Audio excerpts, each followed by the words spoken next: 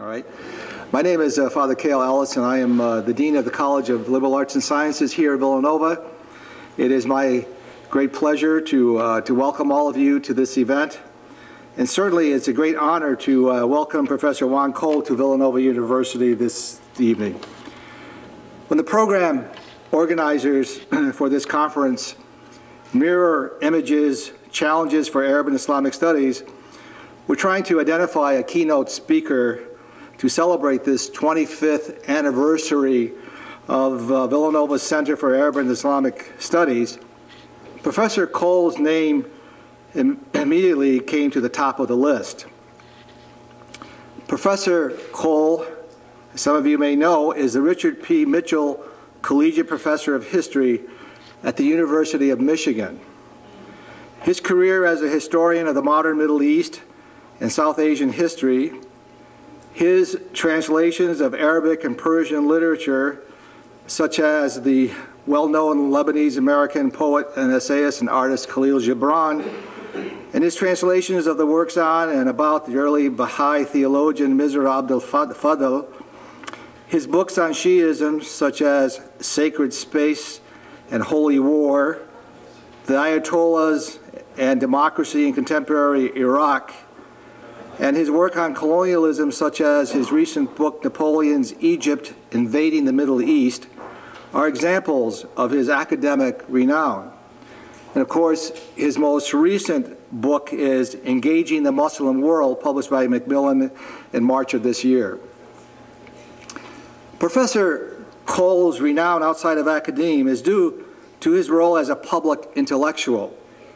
He has served as a commentator in the United Kingdom and the United States media on a variety of topics related to the Middle East, focusing primarily on Iraq, Iran, the Palestinian Authority, and Israel. He has published op-ed pieces on the Middle East in the Washington Post, Le Monde Diplomatique, The Guardian, Boston Review, The Nation, The Daily Star in Beirut, Tikkun, and other publications, as well as on Salon.com, where he is a frequent contributor.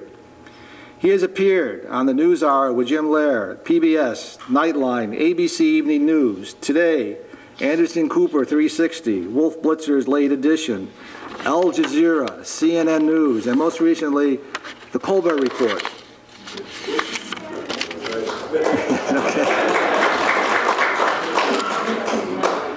Since 2002, he has written a weblog entitled Informed Commentary, formerly known as Informed Consent. Anyone who has been involved in Arab and Islamic studies is no stranger to conflict and controversy. Professor Cole is no exception. The July 28, 2006 article in the Chronicle of Higher Education featured a story on Professor Cole's blog and its role in his career. Following essays by several academic bloggers, Professor Cole was given a chance to respond to the question of whether academics should risk career advancement by blogging. His reply, in part, was, "The question is whether weblog commentary helps or damages an academic's career. It is a shameful question. Intellectuals should not be worrying about careers, the tenured among us least of all. Despite the First Amendment, which only really protects one from the government, most Americans who speak out can face sanctions from other institutions in society. Journalists are fired all the time for taking the wrong political stance. That is why most bloggers employed by the private sector are anonymous or started out trying to be so." Professor Cole has not hesitated to take risks in the interest of pursuing academic freedom and the truth. As such, he is an example to all who labor in this field, and we are honored to have him this evening. Please join me in welcoming Professor Cole. Thank you.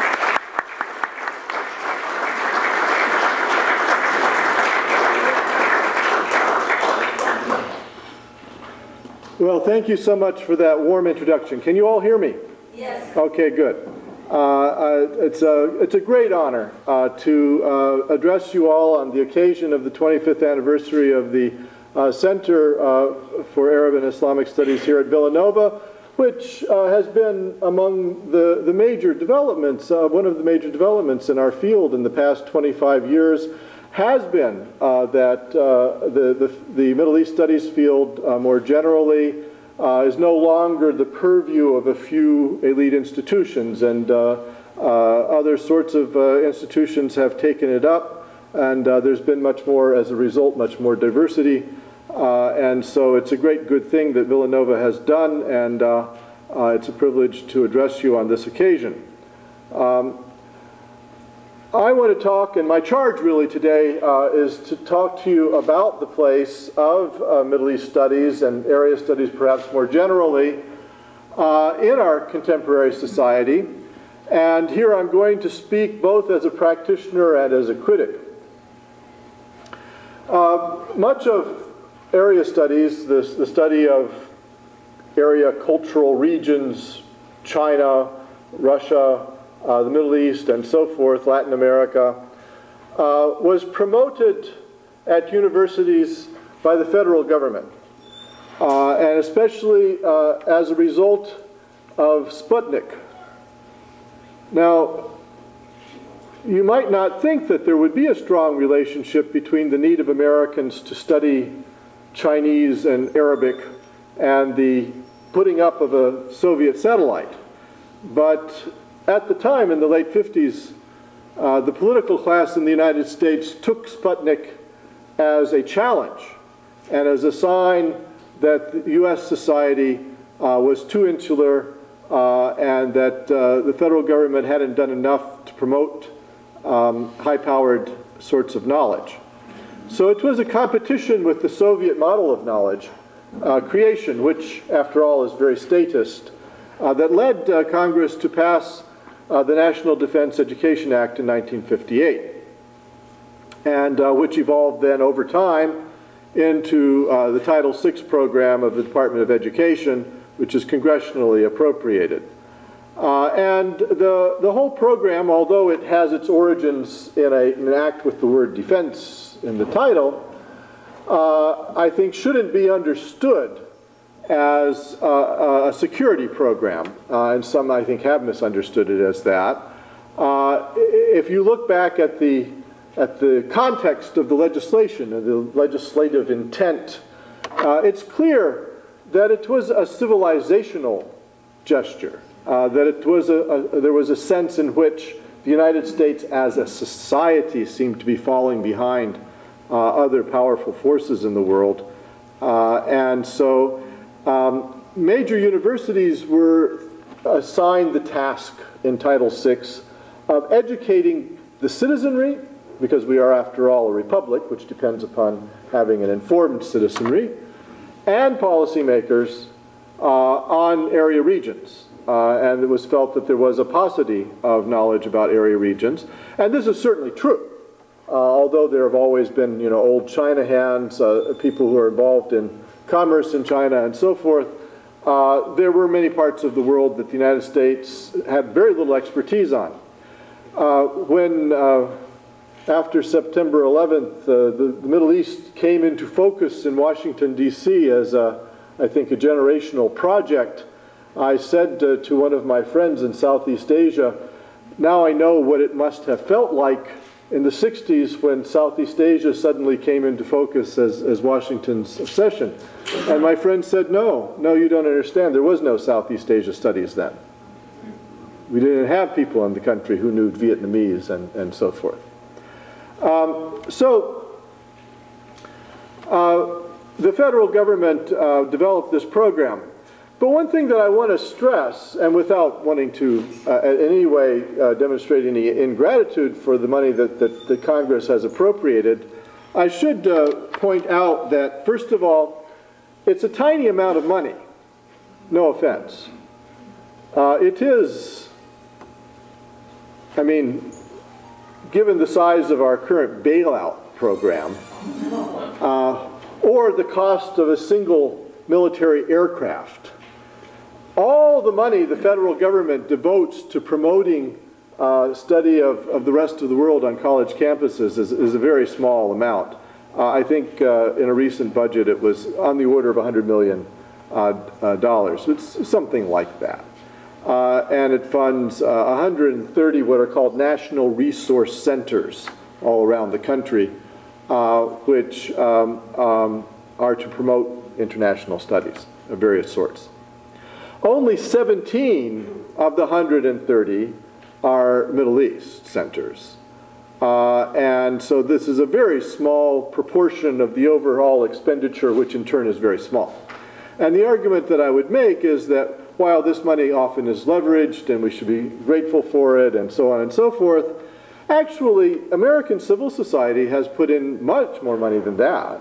For instance, if you figure that each faculty member is backstopped by $1 million, $1.5 million, maybe $2 million for senior professors, and you figure out that, well, there are probably a good 1,500 tenured and tenure-track professors working full-time on the Middle East in the United States, that's a fair chunk of change that small liberal arts colleges, universities, endowments of various sorts have, American endowments have put into this field. And so it dwarfs, I would argue, the interest and the contributions of civil society to this field much dwarf the federal. Now, the federal program has been subject to a severe critique, of course. Martin Kramer of the University of Tel Aviv has written a book called Ivory Towers in the Sand, which I don't get that, but anyway, which argues that U.S. Middle East centers have largely been uninterested in the sort of subjects that might actually inform practical policy making, and he actually even says that, you know, the kind of Arabic that we teach our students wouldn't be very useful, you know, to somebody who was actually on the ground doing a military operation someplace. I mean, as if Title VI was set up by Congress to train military interpreters or something.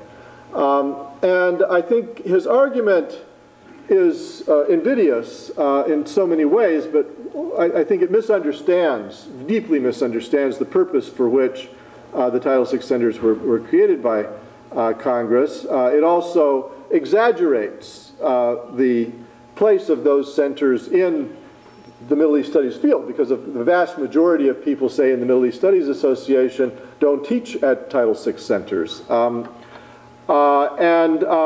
Then another of his arguments is that he focuses on modern history and modern political and political science, and argues that modern history and political science have been taken over by post-colonialism as a theoretical approach, which is hostile, he argues, to U.S. interests. I'm not sure how he preaches U.S. interests to us from Tel Aviv, nor is his argument correct. I mean, I think many of us in the Middle East Studies field have read in and are appreciative of the contributions of post-colonialism, but as an exercise, I went through all of the modern historians and political scientists who taught at Title VI centers, and I couldn't find very many people who had ever, like, actually used the word post-colonialism. If you think about our actual colleagues, you know, I don't think the Middle East Studies field is a wonderful field. It's got wonderful people in it, but being on the cutting edge of critical theory, you know, is not usually the thing that we're charged with. I don't think that's probably the case, and I think what Kramer really means to say is that the Middle East Studies establishment at universities, you know, wasn't enthusiastic for the most part about things like the Iraq War, and wasn't on the same page with a particular president's foreign policy. But of course, what he's really doing there is to consider a particular section of the body public to be the whole, and then to accuse us all of being treasonous, I think. My reply to Kramer in this regard is that actually there isn't very much evidence that the policymakers bothered to read what we had written of relevance to them. I mean, we did write, there was a small literature about Iraq before they went to rule Iraq. Could they be bothered to read Peter Sluglet or some of the others who had written on this subject? Ambassador Galbraith reports that he met with Bush before the war and warned him, you know, Iraqis are divided, Sunni and Shiite, and there might be some reprisals because the Shiites feel mistreated. And he says, Bush replied, he says, they have Shiites? He said, I thought they were Muslim.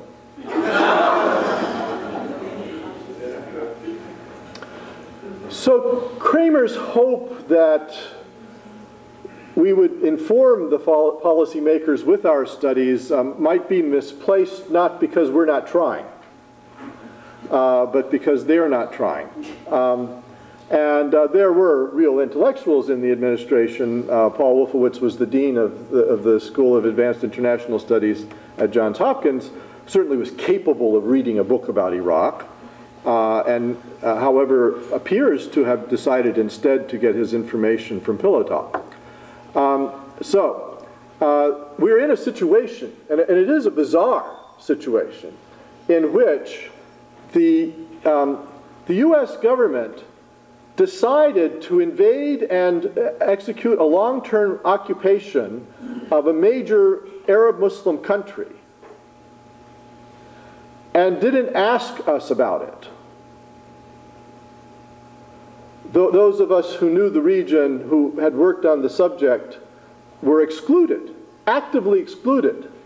I have a colleague who has, I think, 2 PhDs from the University of Michigan in Near Eastern Studies, who went on to become a businessman in Saudi Arabia, continues to write scholarship, who is a diehard Republican, and we have lunch every once in a while and argue until we decide to eat. He told me that he was invited to Baghdad to help in 2003, and that his name was put forward up to the Pentagon because that was the line of command, was to the Pentagon, and that Douglas Feith, the Deputy Secretary of Defense for Planning, actually made a blacklist and put him on it and said, no, he can't come to Baghdad. Now here is somebody who's a superb Arabist, actually had lived a long time in Saudi Arabia, was a Republican and you know, contributor and fundraiser and so forth for the party, couldn't be involved in the Iraq misadventure, and of course he was well out of it, but anyway, was blacklisted because he was an Arabist. So Kramer's argument that we're not giving them what they want seems to me to be all on the wrong side, is that they don't want what we're giving them. Tom Warwick, who ran the Future of Iraq project at the State Department, had brought in experts on Iraq and asked them, well, let's just imagine that the Iraqi government collapsed in some way. We won't say how. What would we need to see in Iraq for things to go smoothly afterwards? And functional experts who had been in the Balkans would say, there will be riots, there will be looting, so you need a mobile police force, a gendarmerie, to intervene to stop the looting. You know, there will be problems with water purification. You need to make sure that the sewage treatment is working. And in 2 years, 18 volumes Warwick compiled of advice on what was called Phase 4, a post-collapse Iraq. General Garner was asked by the Bush administration to be the administrator of Iraq, kind of the American viceroy of Iraq in spring of 2003.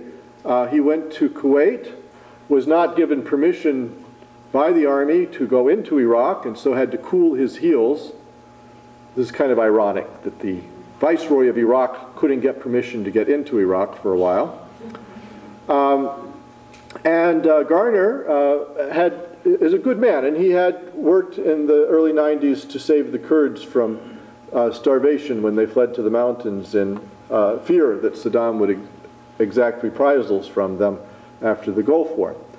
And he put Tom Warwick on his list of people to bring. Had run the Future of Iraq project for 2 years at the State Department. This is a person that Garner wanted. And he went in to see Secretary of Defense Donald Rumsfeld and tells the story that Rumsfeld told him, "You can't have Warwick. Warwick can't come." And Garner said, "Well, sir, can I argue with you? Is there some leeway here?" Rumsfeld said, "No, it's coming from above me."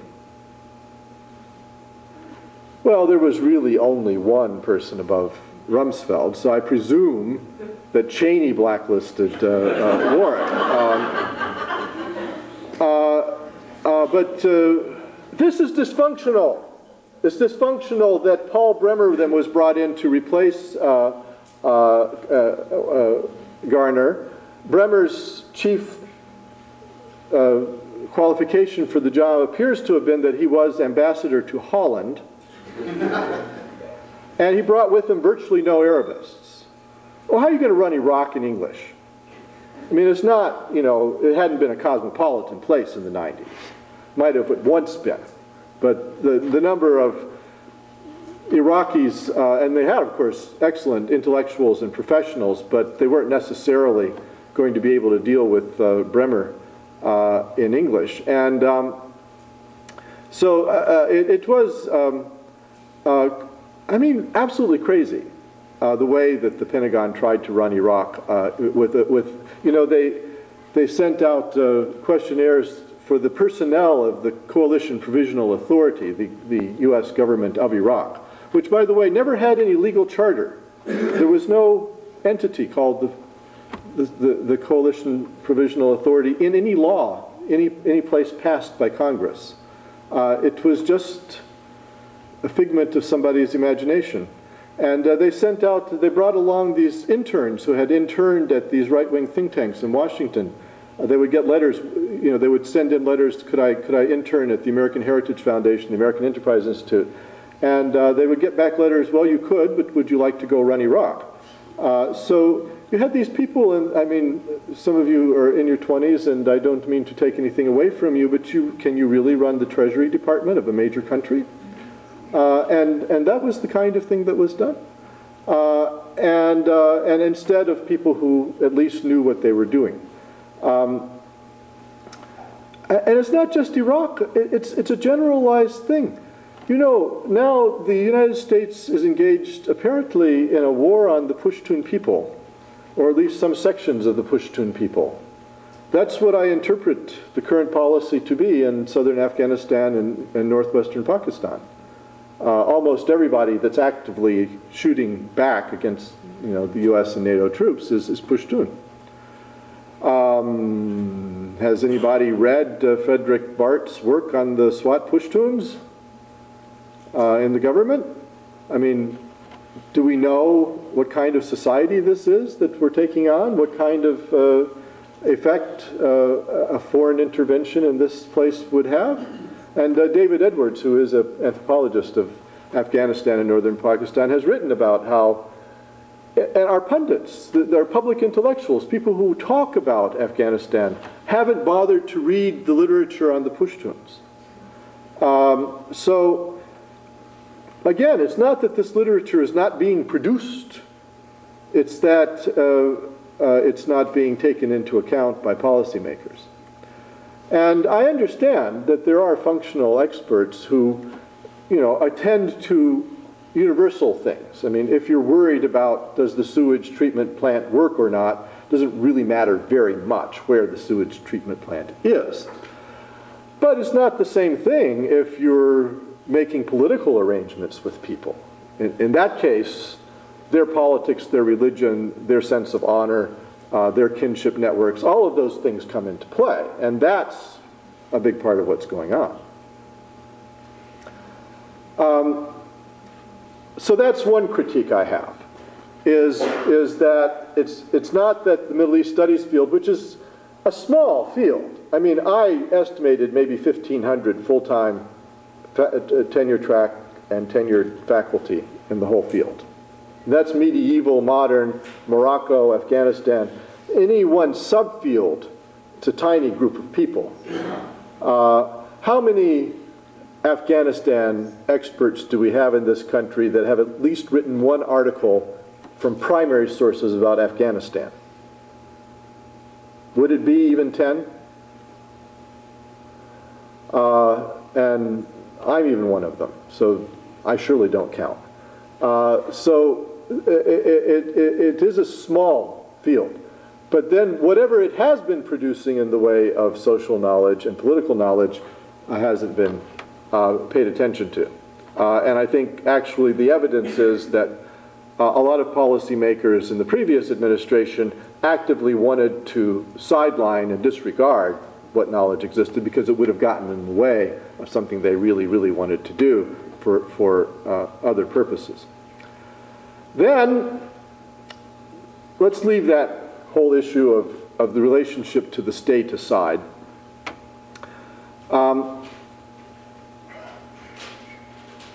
Why is there so little practical collaboration between U.S. academics and their Middle Eastern counterparts? Now, I want to be very clear to say that I'm not saying there is none, and that I admire the efforts that are actively being made along these lines. I'm saying that there's not very much in the larger scheme of things, and that there needs to be more. Actually, Professor Sadruddin Ibrahim is in the audience.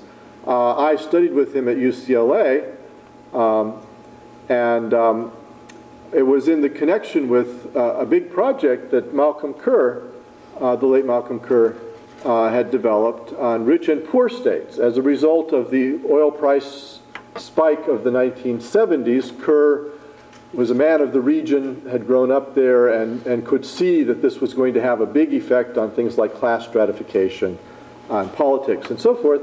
And very interestingly, I think, gathered Egyptian intellectuals and academics together with American ones, and did a joint project, and they got a book out of it also. And it was fairly contemporary. I mean, the book came out while the phenomenon was still beginning to unfold on rich and poor states in the Middle East. But I don't know of very many things like that. I'm not sure that, you know, I think what Kerr did should have been a model. It should have become institutionalized. I don't see very much of that kind of thing. We have Fulbrights and we have visiting professors. But a collaborative research project all done together is a bit rarer. I think it may come a little bit out of, certainly in my own field of history, we all confess to being artisans. So, you know, when they put in email back in the late 80s at the University of Michigan, they put in these unique names. I still am confused about that, because surely it would just be better to have people's name be their unique names. But anyway, they had us, clearly it was something that was coming out of software engineering. But they had us all develop a unique name. And they went around to each department to educate the faculty on how to use a unique name in their email. And the anthropologists, I'm told, very interested in the morphology of the unique names. How do you fashion the unique name? What does it mean? And then they briefed the history department, and the historians all wanted to know how to dial in from home. So they're at home in their studies researching and writing. And maybe we don't do enough of what the French call forming an équipe, a team to do research. We also don't have the CRNS, the French government funds these things, and there's not so much fellowships available for these kinds of joint projects. Although Fulbright does have a collaborative grant. Some of the problems may be the incommensurability of academic goals. Some theoretical approaches are current in the US, maybe not so current in the Middle East, hard to get people together across these things. Kerr's team was economists, sociologists, and so forth who spoke a common language, but maybe if we were talking about post-colonialism, the language wouldn't be common, and many people in the Middle East don't feel they quite have gotten to the post part. That may be part of the problem, but funding is another. And of course, you could say, well, there's a lot of funding sloshing around the Middle East, but it might have strings attached. And it's an irony that the most advanced countries intellectually, with the big intellectual establishments and sophisticated research methodologies and so forth, are probably also the ones with the least funding available, whereas the ones with a lot of funding, you know, you shouldn't say anything disparaging to the state. So how can you do scholarship under those conditions? But I would argue that there's a great deal of urgency about collaborative projects across the Atlantic. And my university, for instance, has gone out and signed large numbers of these agreements with universities in the region. And then mostly they just become pieces of paper. There's no funding behind them, there's no organization behind them, and so then they're a kind of diplomacy maybe, but they don't really amount to much. The next thing I want to address is something I've been at the center of, which is the new media, and some of the problems and our models for disseminating. Earlier I was talking about the intersection of the knowledge that, the organized knowledge that we create as academics and policy making, and I found not much of an overlap. But there's also, I think, a kind of problem with our means of disseminating.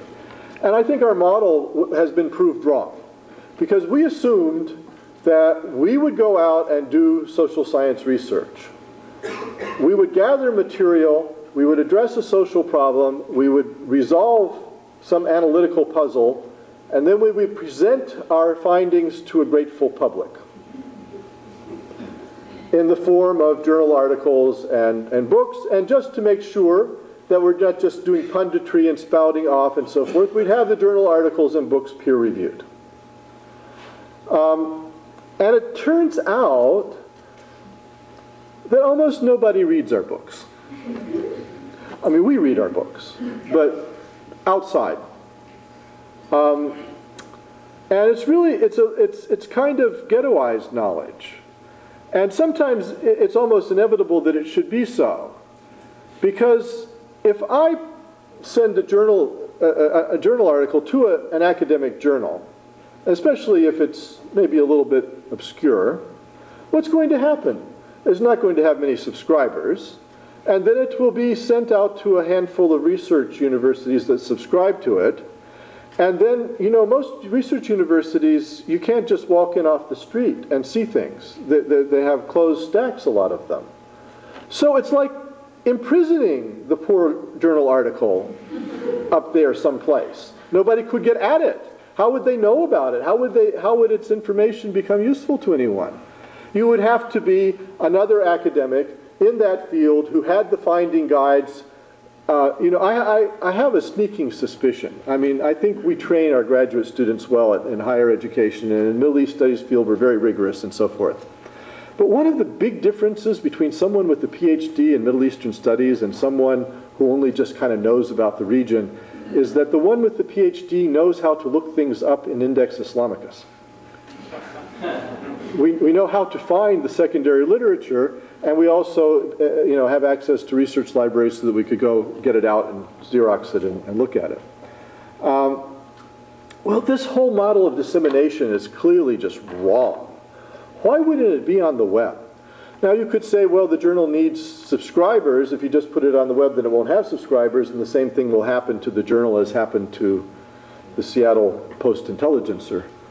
Some of our newspapers won't be with us much longer, I'm afraid. Well, okay, so make a firewall.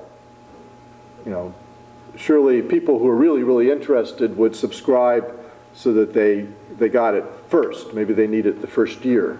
So make a 1 year, a year and a half firewall, and then put it all on the web. You know, there's something called JSTOR, which Mellon Foundation did. It was a wonderful thing. It's, you know, they went through and scanned all of these journals, hundreds of them now, including several important Middle East journals. But who has access to JSTOR? I mean, it is a subscription. So it's another way of imprisoning this knowledge.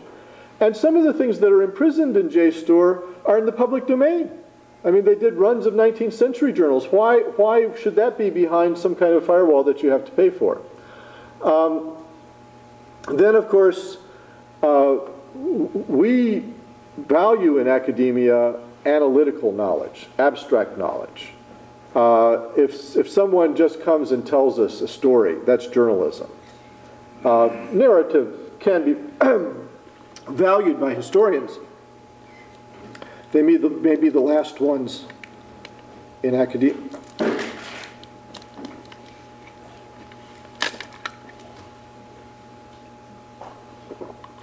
As a form of analysis, but mostly we like a really strong argument of an analytical and abstract sort. Most people can't deal with that, quite frankly. It takes us long years of training to inure ourselves to it. I wrote an article about Afghanistan on the Taliban's policies towards women, which I'm quite proud of, and which I went and tried to find an analytical literature that would help me to understand what the Taliban thought they were doing. I mean, it is condemnable morally what they did, but that's a different issue from understanding what was driving them, what the logic of it was, and so forth. And I found these very bright feminist philosophers had done a lot on, you know, the public sphere and women and so forth, and I developed the argument in those terms. So I was teaching a class to promising young officers in Washington, D.C., and these have been chosen out as people who, you know, 5 years from now we think are going to amount to something. And they wanted to read something on Afghanistan, and I recommended my article. And the people who were running this program came back to me and said, no, we can't assign them that. And I said, why? They said, well, we looked at it, we couldn't understand it, so they won't either. And I hadn't, you know, I hadn't thought about the theoretical apparatus that I deployed in the article as being a barrier to anyone understanding it. I thought it would increase understanding. But I was being told that no, it was a barrier. And so you will notice in my more recent book that no high theory. It's not that it doesn't lurk there in the background, but it's not worn on the sleeve. You have to ask that if one of our goals in life as academics is to educate and address the public, whether we're not going to have to do, at least in addition to our academic writing, which I'm not in any way disparaging or urging that we give up, we're going to have to develop some journalistic skills and be able to write some short distillations of our findings and put them up on the web so that people can find them and benefit from them. And I think that if we don't do that, we're going to ultimately find that the public is going to be increasingly unwilling to support our endeavors if they can't see anything back from it. If all we're doing is making our careers by publishing these books that sell 500 copies and then get imprisoned in research libraries for other people like us to read, that is sooner or later that particular form of activity is not going to be subvented. And I have to tell you that I'm a little bit surprised that more academics haven't taken up some kind of blogging. Now, it is true that blogging can be controversial and it can interfere. If you're on a career ladder that ends in the Ivy League in your mind, you might not want to get involved in shooting your mouth off. You're not required to address contemporary politics or that sort of thing. And there are lots of, I know one academic in Wales who started a blog. She's very interested in medieval feuding and duels. So she started a blog on early modern dueling. It gets hits. People are interested. I don't understand why there isn't more of that kind of thing, specialty blogging and so forth. Within the academy, of course, area studies has long been under pressure on the issue of, well, I was once fired from the Social Science Research Council. I was on one of those area studies committees, and I got the letter from the then director informing me that my services were no longer needed. This was in the mid-90s. And what was being said was that the political scientists who favor, large-scale generalizations, if they can get them, had looked at area studies and decided that, quote, it was not generating useful knowledge, unquote. This actually appeared in the SSRC newsletter. I'm happy to tell you that 2 or 3 of the people who fired me have in more recent years written me highly appreciative notes thanking me for my blog and for all the useful knowledge there.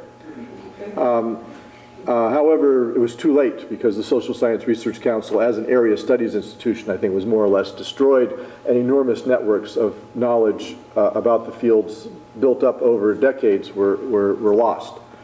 But there is this, I think, fight going on in academia between more ideographic disciplines that value individual facts and philology and so forth, and nomothetic knowledge, crunching data points and so forth.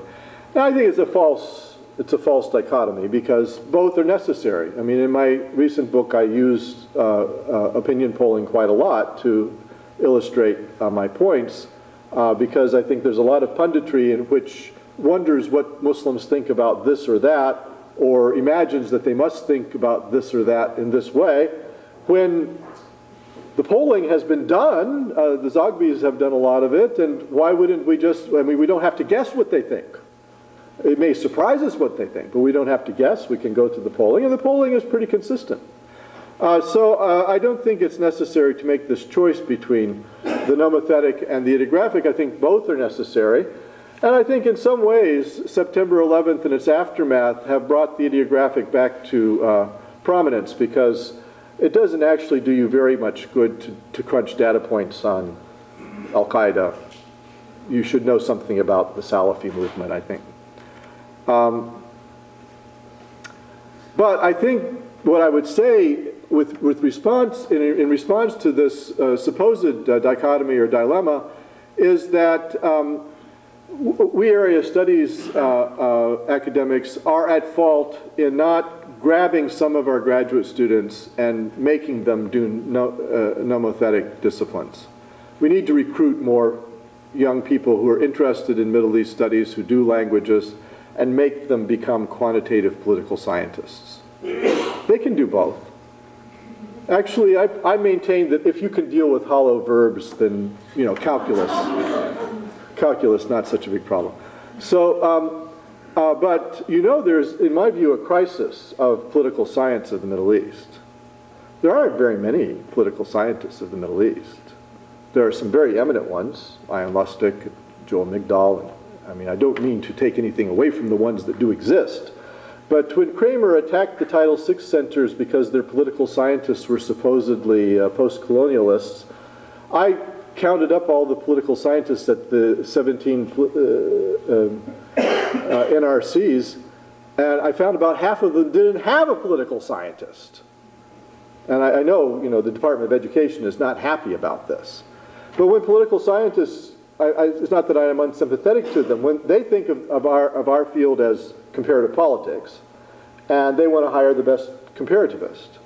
And so they don't care. The comparativist works on the Middle East, or they work on China, or what it is. They'll make a list of the best comparativists, and if there isn't a Middle East person in the top 10, then they don't have a chance at that job. Well, there's too few political scientists in the top 10 of the comparativists in that cohort in the country. We should do something about that. Because, I mean, don't you think it's odd that who is the political scientist of the Middle East at Harvard? Shouldn't there be one? Isn't the United States like ruling some of it? Wouldn't it be interesting to American political science? It's bizarre, I'm telling you. And this is something that the political scientists are not going to address. We have to address it, I think, by recruiting people. I'm not suggesting cells, but recruiting people.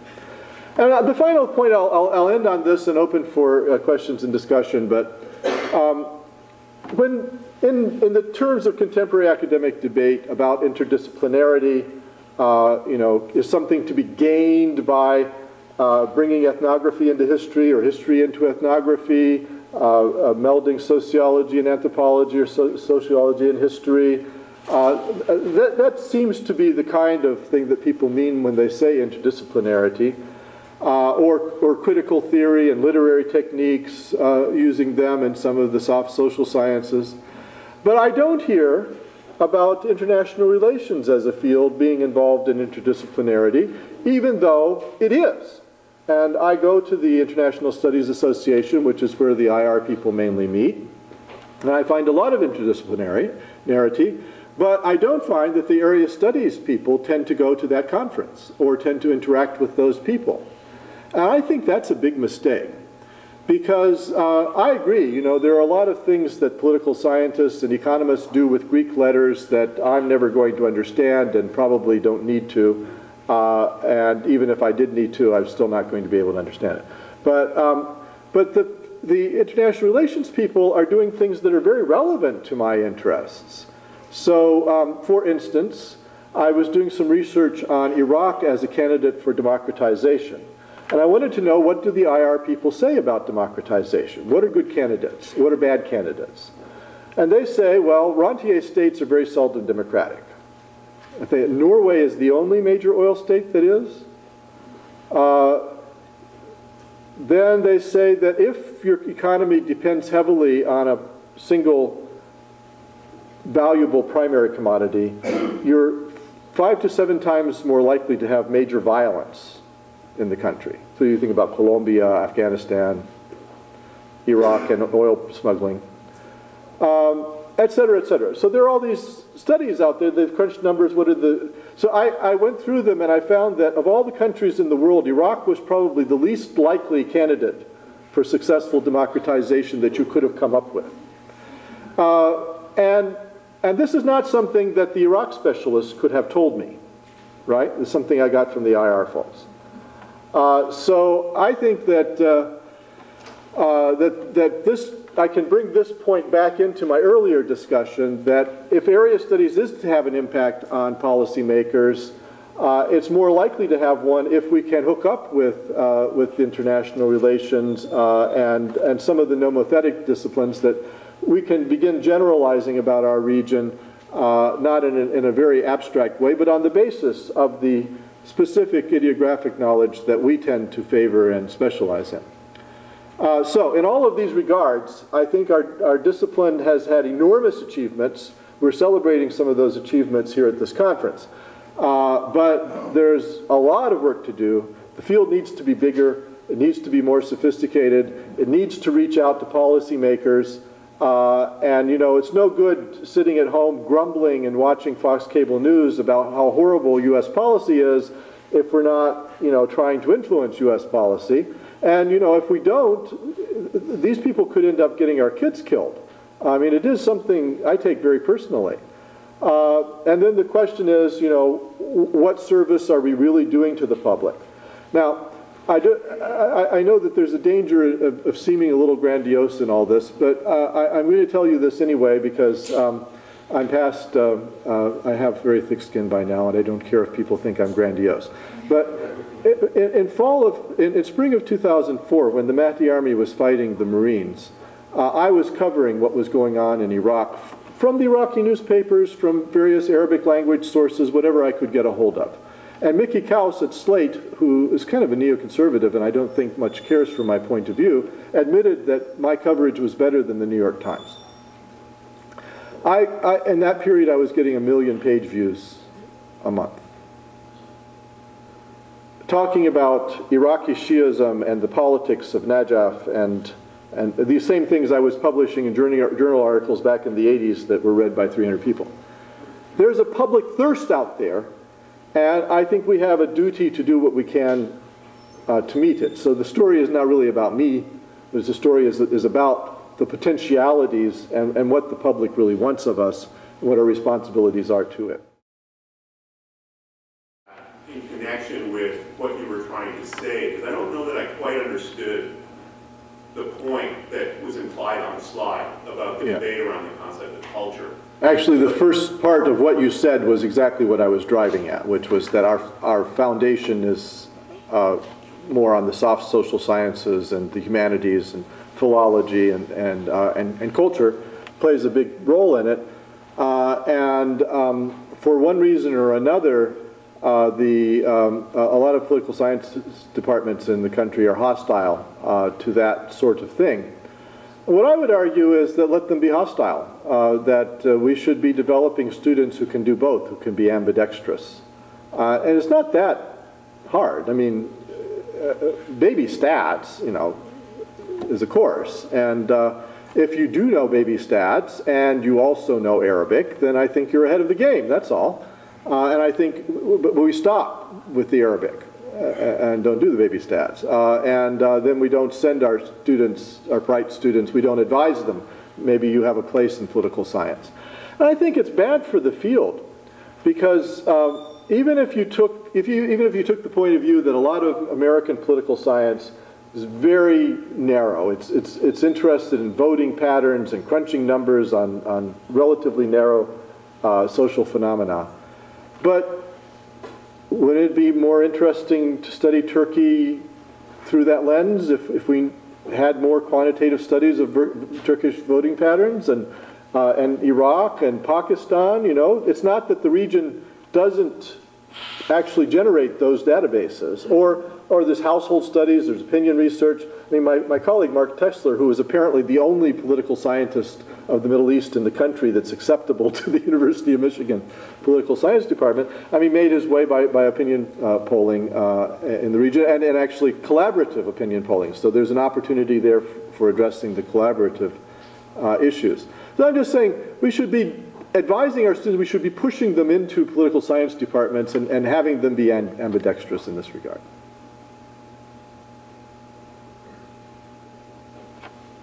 First of all, you brought a really interesting, really nice point a few slides ago. You were talking about that we don't have that we don't really have any real meetings or anything between highly intellectual, highly educated people from both sides, the Middle East and in the West. I mean, we have politicians meeting both ways, but those aren't really what we care, especially in the Middle East. Sometimes they don't represent the people. It doesn't serve the real cause that we want.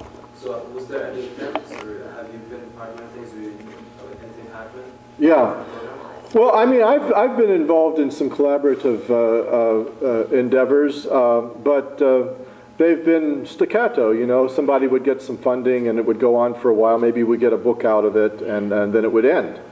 And I'm arguing that this should be institutionalized. And by the way, I'm not arguing that we should shift resources. I think we should be doing all the same things we are now, but we should be convincing Congress, since they seem to want to spend a lot of money, and we don't even need that much, we should be convincing Congress to give us a little more for some of these other things that I'm talking about. But I think it's a funding issue. You know, if say you had a team of even 12 scholars, 6 from the United States, 6 from Egypt or Jordan or Turkey, whatever it is, just the airfare to get these people together 3 or 4 times for workshops and meetings and so forth is a lot of money, and it's not easy to get that kind of money, especially in the humanities and the soft social sciences. So I think part of it is a matter of resources, but I think there are resources available which maybe even aren't being tapped to the extent, because I don't know what it is. American academia is like America generally. It's very individualistic, and people are making their own individual careers, and maybe you don't really get all that much credit from your university if you edit a book, although it's a lot of work. But it's not. If you wrote a monograph doing the same amount of work, you'd get a much bigger raise. So I think we maybe need to think about what are the incentive structures for this. It's really important. I agree with you. Okay. I think you hit the nail on the head when you said that a lot of academia is not accessible to policymakers or public at large. As a non-academic person who's now attended 3 days of this conference, I couldn't agree with you more. Other than blogging, are there other avenues for making yourselves more accessible to a hungry public and policymakers who could actually use some of this information to make more useful policies? Yeah. Well, it's a difficulty because there's kind of a chicken and the egg problem, is that a lot of editors and journalists, people who are kind of gatekeepers for people to write for a bigger audience, start out being convinced that academics are no good at it. I don't know, they were all traumatized as undergraduates or something. To convince them that you could talk intelligibly and also interestingly, and a lot of them, are trying to sell things, so you have to be viewed as somebody that would increase their market. To convince them is not easy. And I remember back in the Gulf War, I used to send op-eds off to newspapers. I couldn't get them published. We have this little newspaper in Ann Arbor, the Ann Arbor News. I couldn't get published in it. And I was annoyed. I thought to myself, well, I'm the modern Middle East historian at the University of Michigan. I'm not nobody. Why are they blowing me off this way? There are only like 10 modern historians at the Title VI centers all around the country. We're an elite club, and I'm in it. So why don't they pay? But I couldn't get the time of day from them. And it wasn't until I started blogging and I was blogging about things like Al-Qaeda and Iraq, that the journalists themselves were trying to get up to speed on, that they found me, and they started reading me, and then they would draw their editor's attention to my work, and they could just see that I was writing intelligibly. And then they invited me to write the op-eds, which I discovered is much better. This obviously doesn't apply to you because you've been on the Colbert Report, but having attended this conference, there's so many presenters who've read from papers, and let me just say that doesn't lend itself very well to appearing on TV or accessing. That point I don't agree with, because it's an academic conference. So it's perfectly, it may be that some points are abstruse points, and it's important to convey them exactly. And it may be that colleagues felt that reading the paper allows them to be more eloquent and more informative and more analytical and so forth. But I think what we are saying is that in addition to doing that, they should try to develop some ability to address general public. And we all do. I mean, we all teach, 18-year-olds. So if we can be intelligible to them, then why couldn't we be intelligible to Colbert? The 800-pound gorilla in the room is, I'm worried about. You mentioned a little bit with Martin Kramer and his help. We have Daniel Pipes here in Philadelphia. And what I've noticed is that untenured faculty who I know are hesitant to get into that discussion for fear that they'll be blacklisted. Tenured faculty are worried about grants and their progression too. What more can we do? I know you've had your own fun and games with these people. What would you recommend to young untenured faculty or other faculty who are who want to climb the ladder? How do you negotiate that? Well, I once had dinner with the sociologist Peter Berger, and I swear to God, Elliot Abrams, who was then Undersecretary of State for Human Rights in Latin America, and who subsequently lied to Congress about Iran-Contra. But anyway, and there were some other people there as well, academics.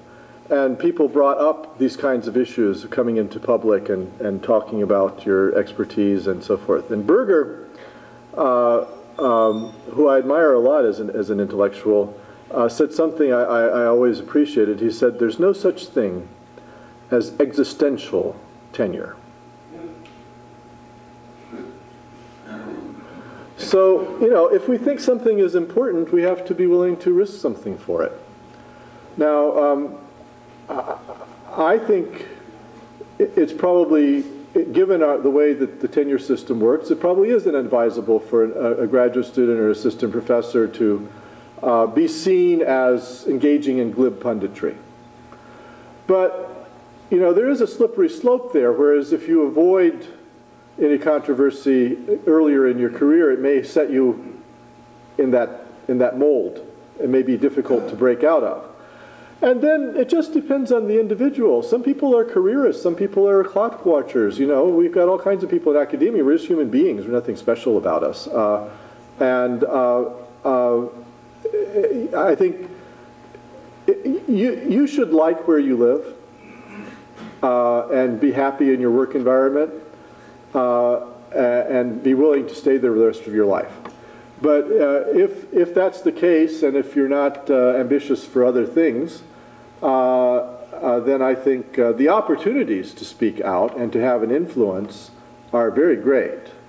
And I think there are always pressure groups in society that are trying to affect academia. And you know, what part of what academia is an attempt to protect knowledge from invidious interest.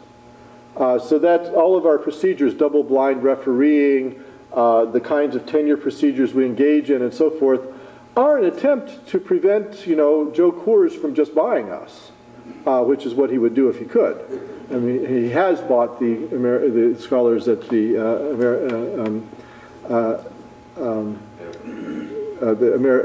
whatever his foundation is called in D.C. I've got no block. But anyway.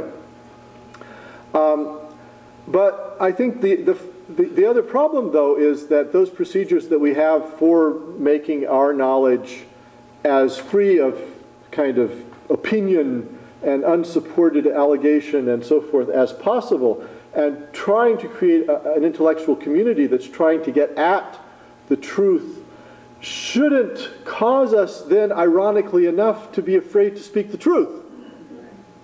And not all opinion is wrong. There are correct opinions, and they're only wrong if they fly in the face of facts. If they can be supported, then they're not really opinion. They're findings. So I kind of would come at the American universities from the other point of view, which is and Noam Chomsky made this point way back in the late 60s, early 70s. We're trying to understand why it was that the American professorate just let this bloodbath go on in Southeast Asia, and it mostly didn't say anything about it. I think there are temptations in the system, or the way the system works in some way detaches us from a reality. However, I mean, surely something like September 11th should be a wake-up call that our lives, the lives of our children are at stake here. I mean, public policy, especially international policy, is not something that we can afford to not care about. And as I said, staying at home and grumbling at the TV is not the form of caring about it that would matter. I think we should take one more and then we should break because we have the banquet at 7. Okay. I have a microphone. My question is about funding, and I'd like you just suggest the location of this convention and have your opinion about the suggestion.